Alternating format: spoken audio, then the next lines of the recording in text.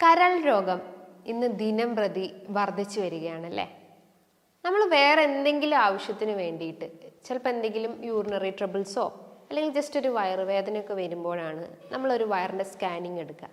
അപ്പോഴാണ് അതിൽ മെയിനായിട്ട് നോട്ട് ചെയ്തിട്ടുണ്ടാവും ഗ്രേഡ് 1 ഫാറ്റി ലിവർ അല്ലെങ്കിൽ ഗ്രേഡ് 2 ഫാറ്റി ലിവർ.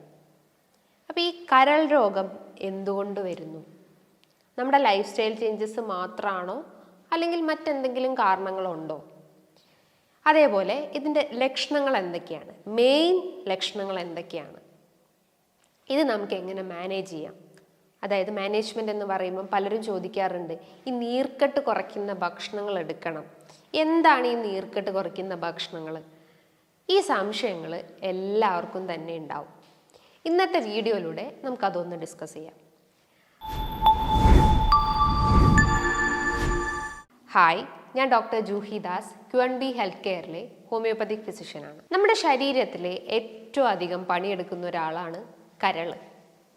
എന്നാൽ അതിന് ഏറ്റവും കൂടുതൽ റീജനറേഷൻ കപ്പാസിറ്റി ഉണ്ട്.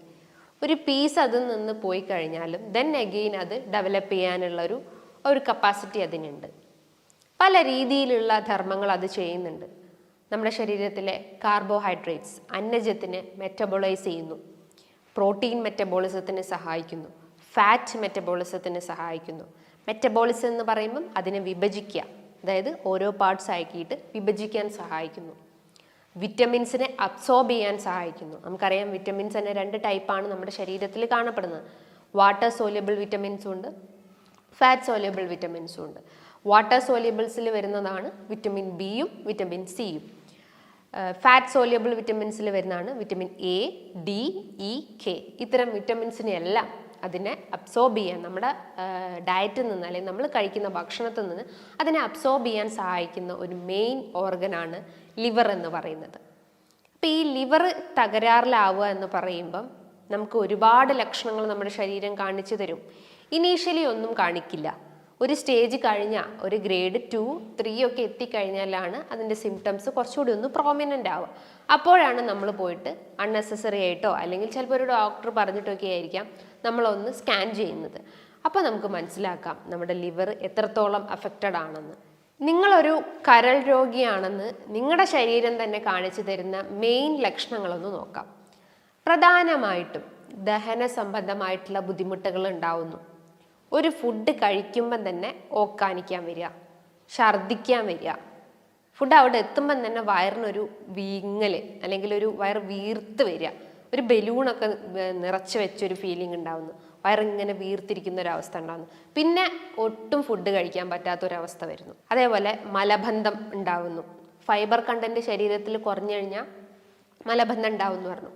അതോടൊപ്പം തന്നെ ഈ ഒരു ലിവർ പ്രശ്നങ്ങൾ ഉണ്ടെങ്കിൽ, നിങ്ങളുടെ കരൾ ഡാമേജ്ഡ് ആയിട്ടുണ്ടെങ്കിലും ദഹനം കറക്റ്റ് ആവില്ല. അതിൻ്റെ ഭാഗമായിട്ടും നിങ്ങൾക്ക് ഹാർഡ് സ്റ്റൂൾസ് അല്ലെങ്കിൽ മലം കട്ടിയായി പോകുന്ന ഒരവസ്ഥ ഉണ്ടാവുന്നു. ഇനിയിപ്പം വേദനകൾ ചിലർ പറയാറുണ്ട്. വേദന വളരെ റെയറാണ്. ഒരു റൈറ്റ് സൈഡിലൊക്കെ ആയിട്ട് ഒരു നേരിയൊരു വേദന, വരിയലിൻ്റെ താഴെയൊക്കെ ആയിട്ടൊരു വേദന ഫീൽ ചെയ്യുന്നു. അവരൊരു ബോഡി സ്ട്രക്ചർ നോക്കുകയാണെങ്കിൽ കൈ കാലുകളൊക്കെ നല്ല മെലിഞ്ഞിരിക്കും. പക്ഷേ വയറ് നോക്കുകയാണെങ്കിൽ ഒരു ചാടിയ വയറ് അല്ലെങ്കിൽ കുട വയറ് പോലെയായിരിക്കും. അപ്പം നമ്മൾ എന്ത് ചെയ്യണം? ആദ്യം തന്നെ പോയിട്ട് സ്കാൻ ചെയ്യണം. സ്കാൻ ചെയ്ത് കഴിഞ്ഞാൽ സിറോസിസ് ആണോ എന്ന് മനസ്സിലാക്കാൻ പറ്റും. സിറോസിസ് എന്ന് പറയുമ്പോൾ എന്താണ്? നമ്മുടെ ലിവറിൻ്റെ ഫങ്ഷൻ കംപ്ലീറ്റ് ആയിട്ട് ഡാമേജ് ആയിട്ടുണ്ട്. അതിൻ്റെ കോശങ്ങളെല്ലാം നശിച്ചു തുടങ്ങിയിരിക്കുന്നു, ചുരുങ്ങിപ്പോകുന്ന ഒരവസ്ഥ വരുന്നു. അതിന് റിവേർട്ട് ചെയ്യാൻ അല്ലെങ്കിൽ റിവേഴ്സ് ചെയ്യാനുള്ള കപ്പാസിറ്റി തന്നെ റെഡ്യൂസ് ആയിട്ടുണ്ട്.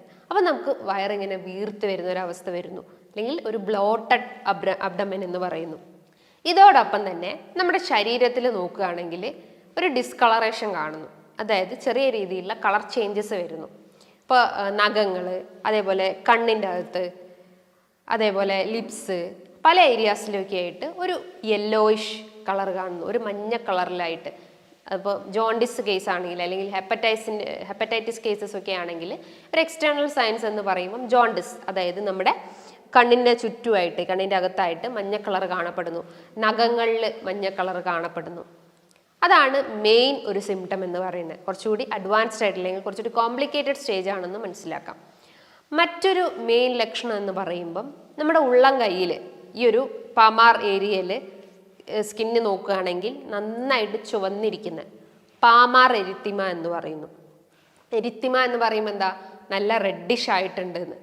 ഈ ഒരു കൈയിൻ്റെ ഒരു ഏരിയ നല്ല റെഡിഷ് കളറായിട്ടുണ്ടാവാം. അതേപോലെ ചില ആളുകൾ പറയും ഈ ചിലന്തി വല പോലെ തന്നെ ഇങ്ങനെ സിരകളെല്ലാം കൂട്ടുകൂടി കിടക്കുന്നു, ഇങ്ങനെ ഒരു 8 കാലിൻ്റെ ആകൃതിയിൽ സിരകൾ ഇങ്ങനെ കെട്ടിപിടഞ്ഞ് കിടക്കുന്നു. അതിനാണ് സ്പൈഡർ വെയിൻസ് എന്ന് പറയുന്നത്. അത് നമ്മൾ വെരിക്കോസ് വെയിൻസിൻ്റെ കേസസിലായാലും നമുക്ക് കാണപ്പെടാം. അതോടൊപ്പം തന്നെ നമുക്ക് ക്ഷീണം തോന്നുക, കർശനമായിട്ടുള്ളൊരു ക്ഷീണം ഫീൽ ചെയ്യുക.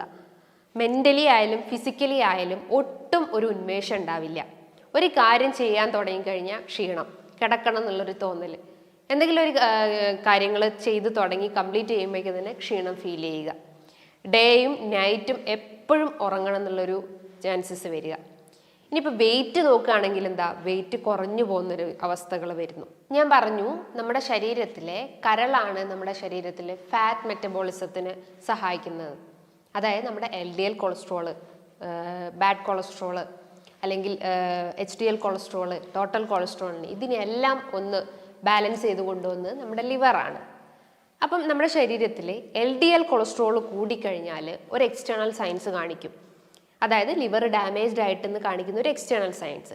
നമ്മുടെ കണ്ണിൻ്റെയും അതേപോലെ തന്നെ നോസിൻ്റെയും ജംഗ്ഷനിലായിട്ട് ഒരു യെല്ലോയിഷ് പിഗ്മെൻറ്റേഷൻ അല്ലെങ്കിൽ ഒരു യെല്ലോയിഷ് കളറായിട്ടുള്ള ഒരു ഗ്രോത്ത് ഡെവലപ്പ് ചെയ്യും.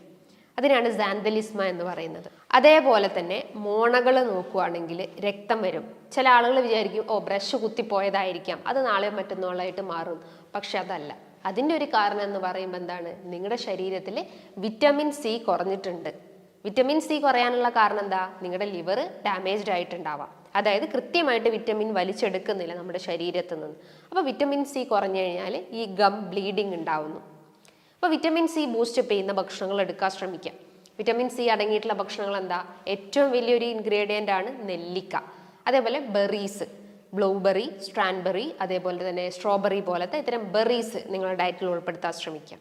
ഈ ഒരു ലക്ഷണങ്ങൾ, ഇത്തരം ലക്ഷണങ്ങളാണ് ഈ ഒരു നിങ്ങളുടെ ലിവർ എത്രത്തോളം ഡാമേജ്ഡ് ആയിട്ടുണ്ടെന്ന് കാണിക്കുന്നത്. അപ്പോൾ ഇതിന് നിങ്ങൾ ആദ്യം തന്നെ ഒരു ബ്ലഡ് ടെസ്റ്റ് ചെയ്യുക. ബ്ലഡ് ടെസ്റ്റ് എന്ന് പറയുമ്പോൾ എന്താണ്, ലിവർ ഫങ്ഷൻ ടെസ്റ്റ്. അതിൻ്റെ അകത്ത് SGOT, SGPT വാല്യൂസ് നോക്കുക. സെറം ഗ്ലൂട്ടാമേറ്റ് ഓക്സാലോ ട്രാൻസ്ഫറേസ് ഏസ് എന്ന് പറയുമ്പോൾ എന്താണ്, അതൊരു എൻസൈംസ് ആണ്, ലിവർ ഉൽപ്പാദിപ്പിക്കുന്ന എൻസൈംസ് ആണ്.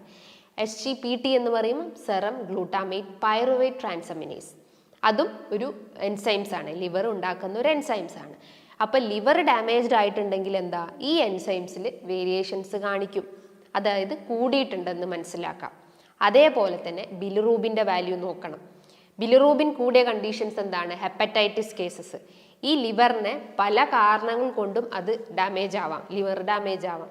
ഒന്നാമത്തെ ഒരു കാരണം എന്ന് പറയുന്നത് viral infections, hepatitis B, hepatitis C പോലത്തെ എന്തെങ്കിലും ഒരു ഇൻഫെക്ഷൻസ്, വൈറൽ ഇൻഫെക്ഷൻസ് നിങ്ങളുടെ കരളിനെ ബാധിച്ചിട്ടുണ്ടെങ്കിൽ അത് മൂലവും ഇത്തരം പ്രശ്നങ്ങൾ കാണിക്കാം.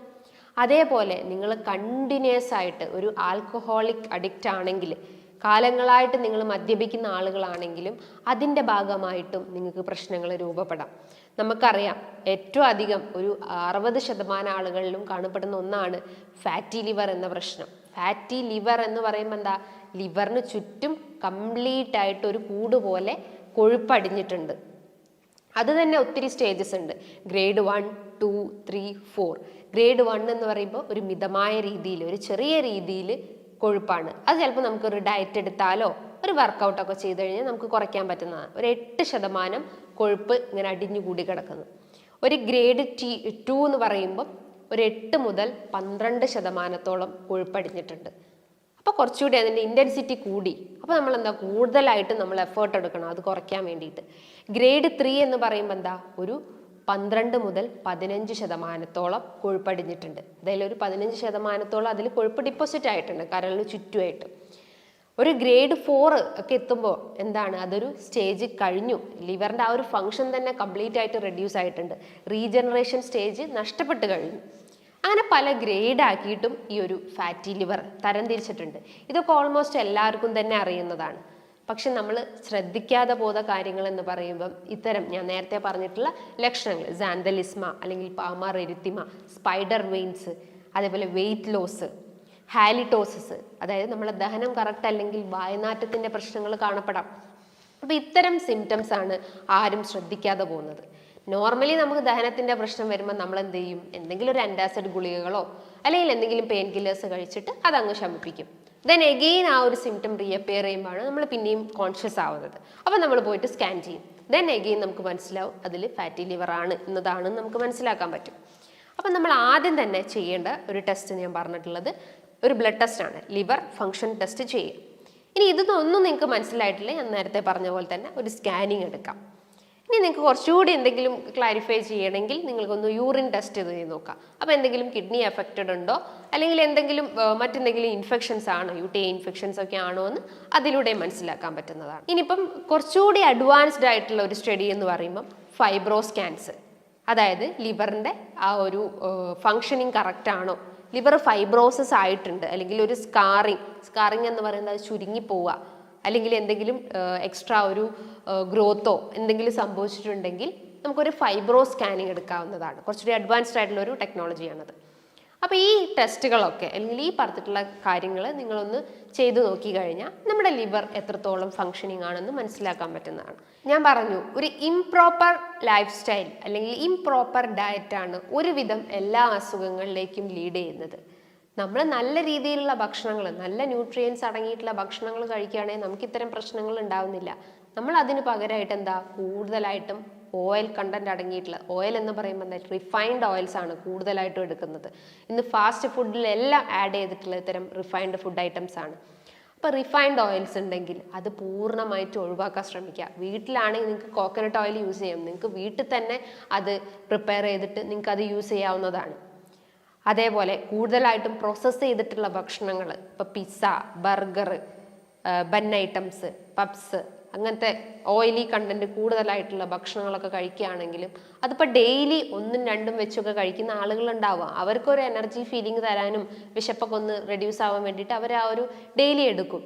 പക്ഷെ അവരറിയുന്നില്ല അവർ ആ ഒരു ലിവർ എത്രത്തോളം ഡാമേജ്ഡ് ആയിട്ടുണ്ടെന്ന്. അപ്പോൾ പ്രോസസ്ഡ് ഫുഡ്, ഫാസ്റ്റ് ഫുഡ്, കൂടുതൽ ട്രാൻസ് ഫാറ്റ്സ് അടങ്ങിയിട്ടുള്ള അല്ലെങ്കിൽ ഒരു അൺഹെൽത്തി ഫാറ്റ്സ് അടങ്ങിയിട്ടുള്ള ഭക്ഷണങ്ങൾ കഴിക്കുക. ഇതോടൊപ്പം തന്നെ നിങ്ങൾ ഒട്ടും വ്യായാമം ചെയ്യുന്നില്ല, അതായത് ആ ഒരു ഫാറ്റിനെ ബേൺ ഔട്ട് ചെയ്യാൻ പറ്റുന്നില്ല, ഫാറ്റ് തന്നെ എഗെയിൻ ഡിപ്പോസിറ്റ് ആവുന്നു. അതോടൊപ്പം തന്നെ കൃത്യമായിട്ടുള്ള ഒരു ഉറക്കവും മെയിൻറ്റെയിൻ ചെയ്യുന്നില്ല. ഒരു 4 മണിക്കൂർ അല്ലെങ്കിൽ 3 മണിക്കൂർ ഫുൾ ടൈം ഫോണിലും യൂസ് ചെയ്തിട്ട് അങ്ങനെ ഉറങ്ങിപ്പോകുന്നു. ഈ ഒരു പാറ്റേൺ ഫോളോ ചെയ്ത് കഴിഞ്ഞാൽ ഒരുവിധ എല്ലാ അസുഖങ്ങളും നമ്മളെ തേടി വരും. ഇതിന് നിങ്ങൾ ഡയറ്റ് ഫോക്കസ് ചെയ്യണം. ഡയറ്റ്സ് എന്ന് പറയുമ്പോൾ എന്താ, മെയിനായിട്ട് നല്ല ന്യൂട്രിയൻസ് അടങ്ങിയിട്ടുള്ള ഭക്ഷണങ്ങൾ എടുക്കാൻ ശ്രമിക്കുക. ഒരു പ്ലേറ്റ് എടുക്കുകയാണെങ്കിൽ അതിൻ്റെ അകത്ത് കാർബ്സ് കുറഞ്ഞ അളവിൽ, പ്രോട്ടീൻസ്, വിറ്റമിൻസ്, അതേപോലെ ഫൈബർ കണ്ടന്റ് എല്ലാം ഒരു തുല്യമായ അളവിൽ എടുക്കാൻ ശ്രമിക്കുക. ചോറിൻ്റെ അളവാണെങ്കിൽ ഒരു തവി ചോറ് എടുക്കാൻ ശ്രമിക്കുക. ചോറാണെങ്കിൽ ഏത് ബ്രൗൺ റൈസ് പ്രിഫർ ചെയ്യാൻ ശ്രമിക്കുക, അതായത് തവിടുള്ള അരികൾ എടുക്കാൻ ശ്രമിക്കുക. വൈറ്റ് റൈസ് കംപ്ലീറ്റ് ആയിട്ട് കട്ട് ചെയ്യാൻ ശ്രമിക്കുക. ഗ്ലൂട്ടൻ അടങ്ങിയിട്ടുള്ള ഭക്ഷണങ്ങൾ, ഗ്ലൂട്ടൻ എന്ന് പറയുമ്പോൾ എന്താ, ഈ ആട്ട, മൈദ, റവ പോലത്തെ ഇത്തരം ഇൻഗ്രീഡിയൻസിൽ കാണപ്പെടുന്ന ഒരു പ്രോട്ടീനാണ്. ആ പ്രോട്ടീൻ ആണ് നമ്മുടെ ശരീരത്തിൽ ആ ഒരു ദഹനത്തിൻ്റെ പ്രശ്നങ്ങൾ ഉണ്ടാക്കുന്നത്. അപ്പോൾ ഗ്ലൂട്ടൻ കംപ്ലീറ്റ് ആയിട്ട് കട്ട് ചെയ്യാൻ ശ്രമിക്കാം. പകരം എന്ത് ചെയ്യണം, ഫ്രൂട്ട്സ് നിങ്ങൾക്ക് കഴിക്കാം. ഫ്രൂട്ട്സ് എന്ന് പറയുമ്പോൾ എന്താ, നീർക്കെട്ടിനെയും അല്ലെങ്കിൽ കൊഴുപ്പിനെയൊക്കെ ബേൺ ഔട്ട് ചെയ്യുന്ന രീതിയിലുള്ള ഫ്രൂട്ട്സ് എടുക്കാൻ ശ്രമിക്കാം. അത് നിങ്ങൾക്ക് സാലഡ്സ് ആക്കിയിട്ട് യൂസ് ചെയ്യാം. ജസ്റ്റ് ഒരു ഒലിവ് ഓയിൽ മിക്സ് ചെയ്തിട്ട് ഒരു സാലഡ്സ് ആക്കിയിട്ട് ഡെയിലി ഒരു ഡിന്നറായിട്ട് കഴിക്കാവുന്നതാണ്. എന്തെങ്കിലും ആപ്പിൾ, അതേപോലെ അനാർ, ഓറഞ്ച്, മൊസംബി, ഗ്രേപ്സ്, അവക്കാഡോൻ്റെ അകത്ത് നല്ല രീതിയിൽ ആൻറ്റി ഓക്സിഡൻസ് ഉണ്ട്. ഇത് നമുക്ക് സ്ത്രീകളെ നോക്കുകയാണെങ്കിൽ അവർ ആ ഒരു യൂട്രൈൻ ഹെൽത്ത് അല്ലെങ്കിൽ ഗർഭാശയത്തിൻ്റെ ആ ഒരു ഹെൽത്ത് മെയിൻറ്റെയിൻ ചെയ്യാൻ പറ്റും.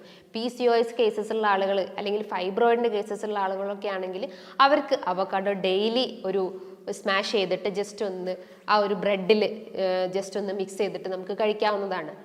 ബ്രെഡ് യൂസ് ചെയ്യുകയാണെങ്കിൽ തന്നെ വീറ്റ് ബ്രെഡ് യൂസ് ചെയ്യാൻ ശ്രമിക്കാം. അതോടൊപ്പം തന്നെ നിങ്ങളുടെ ഡയറ്റിൽ വെജിറ്റബിൾസ് നന്നായിട്ട് പ്രിഫർ ചെയ്യാൻ ശ്രമിക്കുക. വെജിറ്റബിൾസ് എന്ന് പറയുമ്പോൾ എന്താ, cruciferous vegetables, broccoli, cauliflower, cabbage പോലത്തെ ആൻറ്റി ഓക്സിഡൻസ് അടങ്ങിയിട്ടുള്ള വെജിറ്റബിൾസ് നിങ്ങൾ യൂസ് ചെയ്യാൻ ശ്രമിക്കുക. ഇതോടൊപ്പം തന്നെ നീർക്കെട്ടിനെ കുറയ്ക്കുന്ന ചെറിയ ചെറിയ ഇൻഗ്രീഡിയൻസ്, ഗാർലിക്, അതുപോലെ പെപ്പർ, മഞ്ഞൾ, ഇതൊക്കെ നല്ലപോലെ ഡയറ്റിൽ ഉൾപ്പെടുത്താൻ ശ്രമിക്കുക. ജസ്റ്റ് ഒരു ഹണി മിക്സ് ചെയ്തിട്ട്, ജസ്റ്റ് ഒരു ഗാർലിക്കിൽ കുറച്ച് ഹണിയൊക്കെ മിക്സ് ചെയ്ത് കഴിഞ്ഞാൽ നമ്മൾ ആ ഒരു നീർക്കെട്ടിനെ കംപ്ലീറ്റ് ആയിട്ട് നമുക്ക് റെഡ്യൂസ് ചെയ്യാൻ പറ്റുന്നതാണ്. ഇതോടൊപ്പം തന്നെ ചെറിയ മത്സ്യങ്ങൾ എടുക്കാം. ചെറിയ മത്സ്യങ്ങൾ എന്ന് പറയുമ്പോൾ നല്ല രീതിയിൽ omega-3 ഫാറ്റി ആസിഡ്സ് ഉണ്ട്, അതേപോലെ തന്നെ ആൻറ്റി ഓക്സിഡൻസ് അടങ്ങിയിട്ടുള്ളതാണ്. അത് നമുക്ക് ഡെയിലി ഭക്ഷണത്തിൽ ഉൾപ്പെടുത്താം. റെഡ് മീറ്റിൻ്റെ അളവ് കംപ്ലീറ്റ് ആയിട്ട് കട്ട് ചെയ്യാൻ ശ്രമിക്കുക. പകരം നിങ്ങൾക്ക് ചിക്കൻ ഐറ്റംസ് എടുക്കാം. ചിക്കൻ എന്ന് പറയുമ്പോൾ ലീൻ പ്രോട്ടീൻസ് അടങ്ങിയിട്ടുള്ള ചിക്കൻസ് എടുക്കാം. ബ്രോയിലർ ചിക്കൻസിന് പകരം ലെഗോൺ ചിക്കൻസ് യൂസ് ചെയ്യാവുന്നതാണ്. ഇതോടൊപ്പം തന്നെ ഒരു ഹൈഡ്രേഷൻ മെയിൻറ്റെയിൻ ചെയ്യാൻ ശ്രമിക്കുക. ബോഡി എപ്പോഴും നമ്മുടെ ആ ഒരു വാട്ടർ ലെവൽ മെയിൻറ്റെയിൻ ചെയ്യാൻ ശ്രമിക്കുക. ഡെയിലി ഒരു 10 to 12 ഗ്ലാസ് വെള്ളം കുടിക്കാൻ ശ്രമിക്കുക. എക്സസൈസ് ഇതോടൊപ്പം മെയിൻറ്റെയിൻ ചെയ്യാൻ ശ്രമിക്കുക. ഒരു നടത്തോ ഒരു ഓട്ടോ അല്ലെങ്കിൽ ഒരു സ്കിപ്പിങ്ങോ ഡെയിലി രാവിലെയും വൈകിട്ടും ആയിട്ട് ചെയ്യാൻ ശ്രമിക്കുക. അതേപോലെ ഉറക്കം എല്ലാത്തിൻ്റെ അടിസ്ഥാനമാണ്. ഒരു 7 മണിക്കൂർ അല്ലെങ്കിൽ ഒരു 8 മണിക്കൂർ നല്ല പോലെ ഒരു ഡീപ്പ് സ്ലീപ്പിലേക്ക് നിങ്ങൾ ആ ഒരു ഇത് ഫോക്കസ് ചെയ്യാൻ ശ്രമിക്കുക. രാത്രി കാലങ്ങളിൽ നിങ്ങൾ യൂസ് ചെയ്യുന്ന മൊബൈൽ ഫോൺസും കമ്പ്യൂട്ടേഴ്സും ലാപ്ടോപ്സും ഒക്കെ ഉണ്ടെങ്കിൽ അത് ആ ഒരു ശീലം കംപ്ലീറ്റ് ആയിട്ട് അവോയ്ഡ് ചെയ്ത് കൊണ്ടുവരാൻ ശ്രമിക്കുക. മൈൻഡ് എപ്പോഴും റിലാക്സ് ചെയ്യാൻ ശ്രമിക്കുക. അതായത് എന്തെങ്കിലും പുസ്തകങ്ങൾ വായിച്ചിട്ടോ പാട്ടുകൾ കേട്ടിട്ടോ എന്തെങ്കിലും ഒരു ഗുഡ് ക്വാളിറ്റി എപ്പോഴും മെയിൻറ്റെയിൻ ചെയ്യാൻ ശ്രമിക്കുക. നമ്മളെ ക്വാളിറ്റി ഓഫ് ലൈഫ് ഇമ്പ്രൂവ് ചെയ്യാൻ ശ്രമിക്കുക. ഭക്ഷണത്തിൻ്റെ ക്വാണ്ടിറ്റി കുറച്ചിട്ട് നമ്മുടെ ക്വാളിറ്റി ഇമ്പ്രൂവ് ചെയ്യാൻ ശ്രമിക്കുക. ന്യൂട്രിയൻസും അതേപോലെ വിറ്റമിൻസും എല്ലാം അടങ്ങിയിട്ടുള്ള ഡയറ്റ് ഫോളോ ചെയ്യാൻ ശ്രമിക്കുക.